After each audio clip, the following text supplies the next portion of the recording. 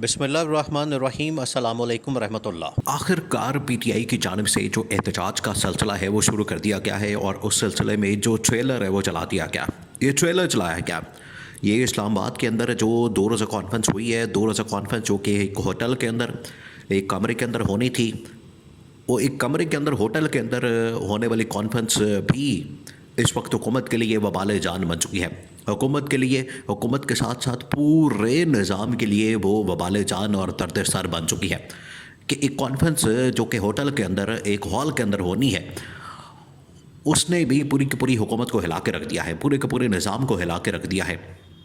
इससे आप इस हुकूमत के और इस निज़ाम के खोखले होने का वाज़े तौर पर समझ सकते हैं और इनके खोखले होने का वाज़े तौर पर आपको इशारा मिलता है, आपको पता लग जाता है और आपको अंदाज़ा हो जाना चाहिए। आप इमेजिन करें सीन क्या हुआ है वहाँ पर।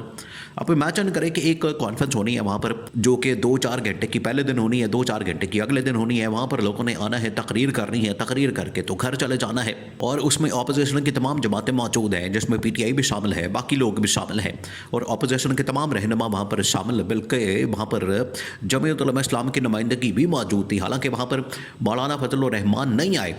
मौलाना फजल रहमान आ जाते तो उनका वज़न और ज़्यादा बढ़ जाता, यहाँ पर जो कॉन्फ्रेंस हो रही थी उसके अंदर इजाफा हो जाता उसके वज़न में, लेकिन मौलाना फजल रहमान नहीं आए वहाँ पर।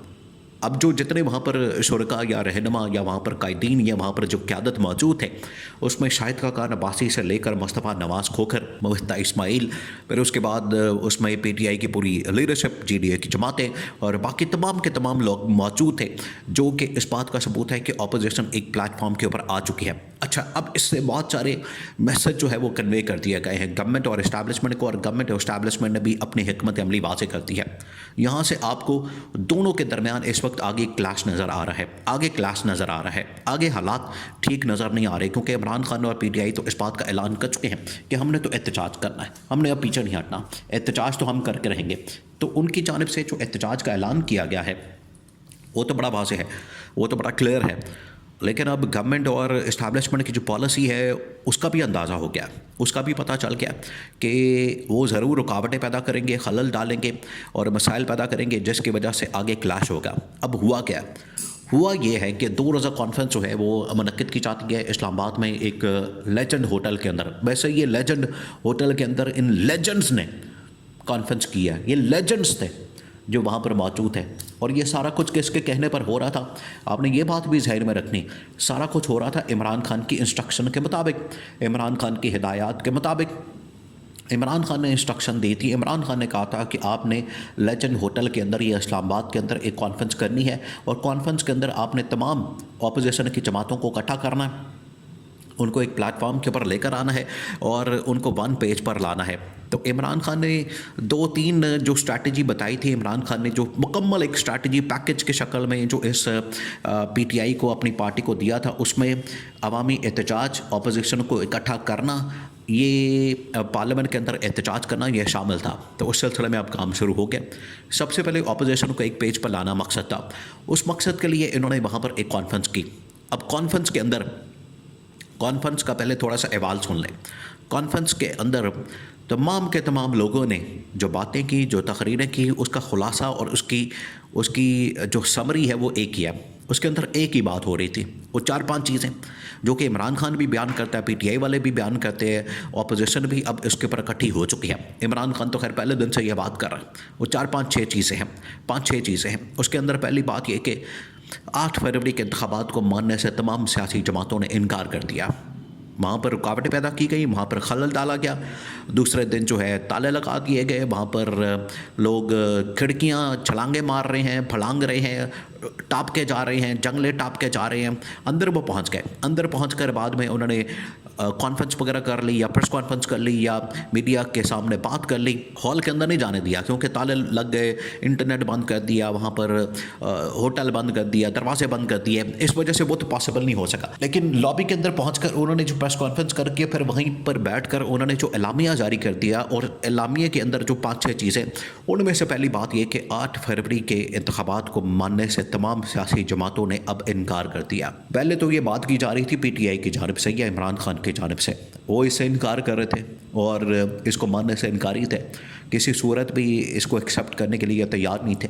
तो आज पूरी तमाम अपोजिशन की जमातें, पूरा पाकिस्तान इस बात के ऊपर इकट्ठा हो चुका है कि 8 फरवरी को जाली इंतखाबात हुए, 8 फरवरी को धांधली हुई, 8 फरवरी को मुल्क के मैंडेट के ऊपर डाका मारा गया, चोरी की गई और उसके नतीजे में एक जाली पार्लियामेंट और वहाँ जाली पार्लियामेंट से इस जाली हुकूमत, जाली वज़ीर आज़म को मुंतखब किया गया।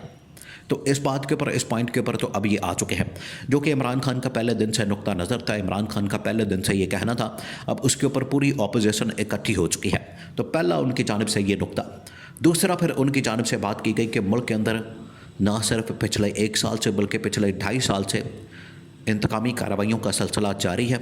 मुल्क के अंदर इंसानी हुकूक की धज्जियाँ उड़ाई जा रही हैं, मुल्क के अंदर इंसानी हुकूक की पामाली की जा रही है, चादर और चार दीवारी का तक़द्दुस पामाल किया जा रहा है। देखिए, इंसानी हुकूक और चादर और चार दीवारी क्या होता है कि आप लोग एहतजाज के लिए निकलते हैं, उनके ऊपर क्रैकडाउन होता है, उनके ऊपर पकड़ दकड़, पर्चे, मुकदमात, घरों में घुस जाना, वहाँ पर जाके माओ बहनों बेटियों के दुपट्टे खींचना, उनके नंगी वीडियोस बनाना, उनके कपड़े फाड़ना, उनको जाके सरों से उनके दुपट्टे खींचना, वहाँ पर उनको घसीटना, बच्चों के सामने मार धाड़ करना, ये है वो इंतकामी कार्रवाई और ये है वो इंसानी हुकूक की पामाली और इंसानी हुकूक की धज्जियाँ उड़ाई जाती हैं। चले अगर बाहर के मुल्कों में देखा जाए, ये यहाँ तो देखें, यहाँ पर तो इस्लामी इक़्तिदार भी शामिल है।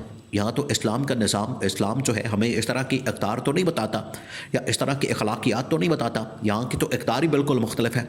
यहाँ पर तो माओ बहनों के ऊपर हाथ डाला ही नहीं जाता, उनको तो इज़्ज़त व एहतराम के साथ रखा जाता है, लेकिन ये पिछले 2.5 साल से हो रहा है। तो इसका भी जिक्र किया गया। उसके बाद फिर जिक्र किया गया 26वीं आईनी तरमीम का, कि 26वीं आईनी तरमीम एक जाली तरीके से पास की गई और 26वीं आईनी तरमीम से इस अदलिया के ऊपर और आइन के ऊपर हमला किया गया, इसको हम नहीं मानते। तो इसको भी मानने से इनकार कर दिया गया है। और उसके बाद ये कहा गया कि हमने मुल्क के अंदर अदलिया की बहाली और आज़ादी और मुल्क के अंदर हकीकी आज़ादी के लिए जद्दोजहद का आगाज़ करना है। ये 4-5 अहम तरीन पॉइंट्स जो 2 रोज़ा कॉन्फ्रेंस के एलामिया के अंदर जारी कर दी गई है, ये एलामिया जारी कर दिया गया, उसके अंदर ये पॉइंट्स डाल दिए गए। पहले तो इमरान खान ये सारे पॉइंट्स बयान करता था, बात करता था खतूत के अंदर, चीफ जस्टिस को, आर्मी चीफ को, तमाम लोगों को इस हवाले से आगाह करता था। अब इमरान खान ने तमाम अपोजिशन को इकट्ठा करके ये पैगाम जो है अपोजिशन का पैगाम बना दिया है। अब ये पूरी जो अपोजिशन इस बात के ऊपर मुत्तफ़िक हो चुकी है, इत्तफाक हो चुका है, कंसेंसस बिल्डअप हो चुका है। अब गवर्नमेंट जो है अपने घर जाने की तैयारी करे। ये फिल्म का ट्रेलर चला दिया गया, इब्तिदाए इश्क है रोता है क्या, आगे आगे देखिए होता है क्या।